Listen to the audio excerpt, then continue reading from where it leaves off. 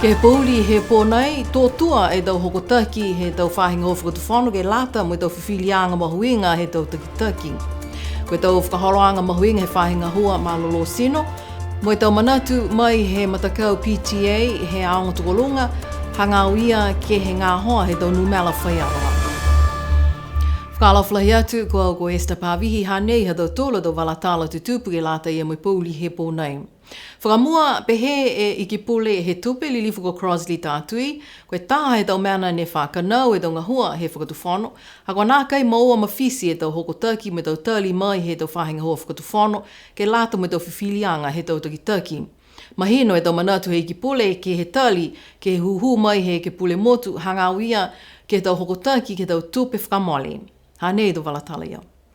Ne whakakise tau manatu he iki pule ko tātui, he tali ke huhu he ke pule motu li lifu ko e mani whakausi manawalui. Hangau ia ke he tau tupe whakamole, he tau whahinga hoa whakatuwhano ke lata mo i tau pinisini, mo i tau peleo afi he whakatuwhano. Ngā honei tau pitului he lari ke maua whalo he tau whakilaanga. Koe whahiro le lori whoki hata tōra whakatuwhano. Quality and timely information for decision making. Ka manatu fua ki tau tolo whanu me li rifu le tuku mai huhu. Haia fua ki ta hamata whanu le mamanaki a tau tolo. Kua lepa tau e whai whakakoanga i tau ki pūre me tau ofisa hata ki he mutu whanu. Open government and right to information.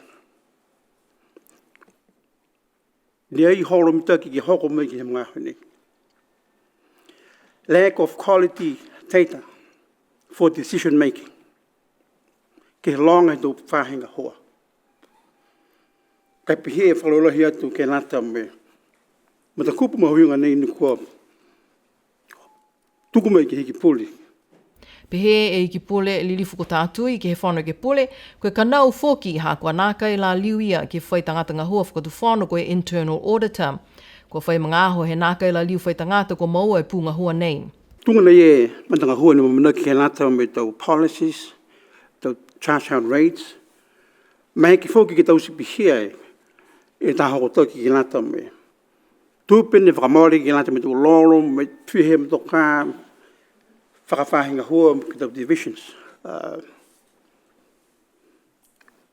Ka tau ngā hoi li mga hua mga honi, koe tahe ko tau whanga mahuinga ni pai lari ngā ia ki whai tangata ki tui pū, po ke liu whakatū koe internal auditor.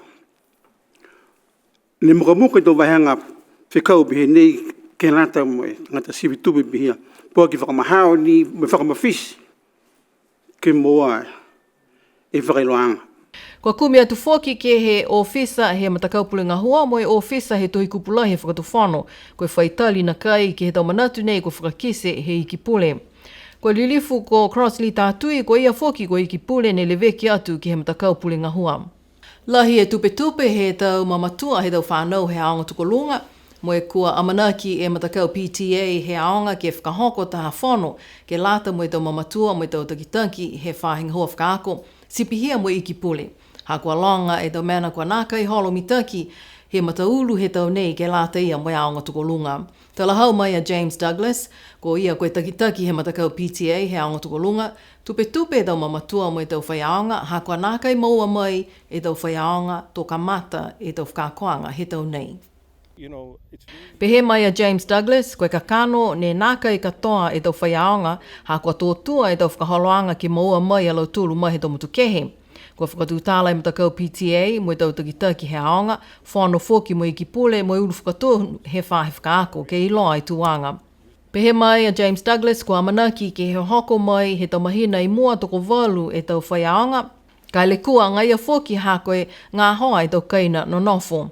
Pehea ia ko ngā hua au loa e matakau PTA mo e whahe whakaako ke kumi kaina ke lata mo e tau whaiaonga. Mai longa ABC News ko e tokotaha ni e whaiaonga ke wahenga English, mo e tokotaha ni e whaiaonga mai wahenga he tau numela. Ko e tau wahenga nei mahuinga ke tau whakaholoanga NCA, ko e tau compulsory subjects. Ka e toko ua ni e tau whaiaonga ke lata mo e tōlu e tau wahenga year 10 ke hoko atu ke year 13. Tala hau mai e taha he tau matua, kua whitānia ia he kumi atu ke he tau motu kehe ke tau whakaholoanga online ke lata mo he ana tau whānau, ha kua ku e tau numela whaiaonga he aonga tukolunga. Pehea ia kua lata fōki e whahe whakaako ke kumi atu ke whalua tau langatau ke lata mo tau whakaakoanga he tau whānau tunga e tau online courses. Nā kai whai mga hoa tā e ulu whakatonu he whae whakaako ke tū tāla mo BCN News, kai pehe mai hana e-maili mui tua ke tau manatu he iki pule lilifu ko Sonia Tālangi ne whakakise ke he whono ke pule he whahe tau pue kua mole, hane whai ngahua kia e tau whae ngahua ke he whakatu whono ke maua mai e tau whai aonga. Kua mana kia e matakau PTA ke whono mo e tau mamatua, mo e tau takita ke he whahe whakaako ke whakatu tāla e tau mana ne kanauanga ia ke he tau whai whakauanga he aonga tuko lunga. Nā kai ni koe ngā hoa he tau whai aonga, ka koe tau anga mo tau mahani he tau whānau aonga. Pehe mai ia, lahi e ngā hua mo e amanaki ke kau whakalataha e tau mamatua, mo e whahe whakaako mo e aonga, ke maua e tahamitaki, mai aonga tuko lunga ha Niue. Ko amanaki e whahe ngā hua malolo sino ke kamata e taha whakaholoanga mahuinga, koe tālanga anga he tuhi wakai whakaholoanga ngā hua, mai whahe ngā hua malolo sino. Ne whakaingoa whakaperitania koe Niue Health Strategic Plan, la te me tau ua flumalima ke tu ua awhi tōlung flumalima. Koe taha whakaholoanga mahuinga nei, he whahinga hoa malolo sino e tala hau mai he ulu whakatonu ko Minerva iki mau. Pehe mai e ulu whakatonu he whahinga hoa malolo sino, koe puhala mahuinga ke whakatūtala whakalaulahi mo i tau tangata he motu sipihia, mo e tau matakau ke he kehe ke longana i tau manatu he tau tangata ke he whakasilaanga he tuhi wakai nei. Koe mena ia kua ole atu ai ki he tau tangata mo i tau matakau he motu ke o atu ke he tau whakatūtalaanga kua whakatoko ki ai, ke whakakise manatu ke he whekau mahuinga nei. Koe whakaholoanga mahuinga nei ke tālanga i tuhi wakai ke lata mo i hongo fulu tau i mua. Koe tau whakatūtalaanga nei tō takitaki ai he taha pulotu mai he matakau WHO. Kua mana ki ai ke kamata e tau whakatūtalaanga he aho hongflumalima ke he aho ua fulu he mahina nei he whipuali. Ka whai huhu si matutaki atu ke whahinga hoa malolo sino. Matutaki mo e whalu a tau whakaholoanga he whahinga hoa malolo sino, ko amanaki e whahinga hoa ke tause e tau whakaholoanga ke kumikumi, ke he tau ngangao nā kai pikisia mo e whalu a tau kumikumianga, tunga ne tause ai he tau ua awhi hongfulu mataha. Ko whakatūtala ai mo e takitaki he whahinga hoa puipui ngangao, ko Griselda moko ia, hangau ia ke tau whakaholoanga nei. Ko tau whakaholoanga nei he whahinga hoa malolo sino, ko amanaki ke kamata he mahina masi he tau nei. Ke mga honai, manako la he whahinga hua, ke whai mana toanga hokulo e tau tangata o se motu, he atu tau hongfulu malima ia, ke puto ia o se tolu me kau whakalataha, ke lata ia mo sivianga nei, he mahuinga lahi, ke kisi e tuang he motu, hangau ia ke tau ngangau nā kai pikisia, ke maua mai foki e whalu a tau whakaholoanga, ke lango matai atu whakalahi ke he tau tola tau tangata he motu. Mo e tau tuluianga ne kua lata tonu, ke hako e whai anonoanga tau tolu ke mga honei, mo ka longana foki, mo e kisia foki, e laulahi he tau fuata mui, ne kua mamali atu halau tolu a tau mamui, hako e tau ngangau tunga ia, koe ngangau ki hasivili, koe heart attack, mo e takalonga foki e tau atu fuata mui he mga honei, ne kua mo atua i halau tolu ngangau suka, pia foki ni ngangau ngungu, mo ngangau totu tokolungu. Ko amana ki foki ke tause e whalu kumikumianga fōu ke lata mo e tau nifo sipihia e tau kumikumianga mai tau whiwhine ke lata mo e tahawhanga cancer. Si ko ama manaki ke putoia i foki hado tola motu tosene ko Niue ke he tau sivianga ia he tau mamato whiwhine ke lata mo e kene sā he matangutu na whangatama cervical cancer. Si koe na whamahani ke haidau mamato whiwhine o atu ke whahinga hoa malolo sino ki sia to e ke kafo po ke tau nosi ke tau se halau tola tau sivianga. E whakahingoa koe pep smear. Ka mga honei ko hiki tua e waha, si ko lali to e mga honei ke tamai e tau koloa, ke tau seni he tau mamatu whiwhine, me tau whaatu whiwhine halau tolu a tau sivianga, to tamai mongo ia ke tātu ke he lab, si tau maua mai e tau hokotaki. Si muka lahi he ke si e whainga hua, ka tau sipehe nei, he ke whakahohoaki e tau hado tolo tau matake nang whiwhine, ke o mai ke tau se halau tolo tau siviang. Haka lau lahi ni tau mga aho, mai nā halau tolo ke o mai, haka iloa lahi halau tolo tau eke kafo, pia whoki ni me tau ofisanga hua, ka tau nosi ni langamatai atu ke whakaroanga sivi he tau matua whiwhine. Ko tau whakaholoanga steps nei, kua amanaki ke sivi e tau malolo sino, he tau tangata osi he motu, kua tū e hongfuluma lima e tau kilunga. Ko amanaki ai e whakawhilianga lahi, he mahina masi, ke kamata, he aho hongfuluma fitu, ke he aho ua fulu. Pihia he whakamoli mai, he whahinga hua whakawhili. Ko iki whakawhili lilifu ko Sarah Reeves, ko amanaki ke hoko mai ke he motu, ke whakawhili ke he hopo he mahina fō. Tunga he whamahani ke he tau e kwa male langa ua e hoko mai he tau iki whakawhili mai he motu ko New Zealand, ko e mahina masi mo e mahina Novema.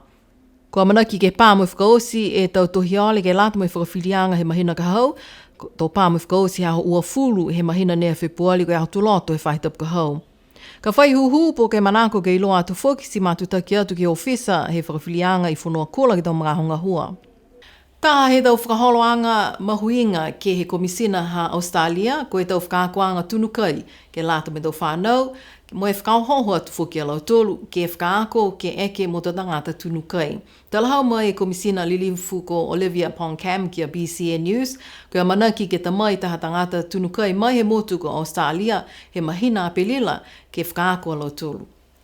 Ko tau whakaholoanga nei, kua ngahua ai mo takitaki fōu he whale tali whenonga Scenic Matawai Resort. Talahau mai lilifu ko Olivia Poncam, ko e tahania nei he tau puhala ke whakahoho e tau whanau mo e tau whuata, ke whiawhia ke ngahua ke whahi tunukai, mo e langmatai ke whakalaulahi e tau whale kai he motu. Ko tau whakaholoanga mahuinga ke lata mo e tau whahi whenonga vēwa, ke tunu e tau kai motu, mo e whakakise e tau puhala tunukai he motu ko Niue ke alau tolu, ko whenonga mai ke vēwa mai ke motu. Ke whakausia ke tau walatala he pūli he pōnei, koe whahi tapu e kau mole ne e whailoa e whahinga hoa malolo sino e outbreak he ngangau ko visi hongofuluma hiva. Ha ko tokolonga lahi tu tangata ko maua ke he ngangau. Tali mai he au hongofuluma ta he mahina I anuali, koe tahe se au whangofuluma ta he tangata he motu ko maua ke he ngangau.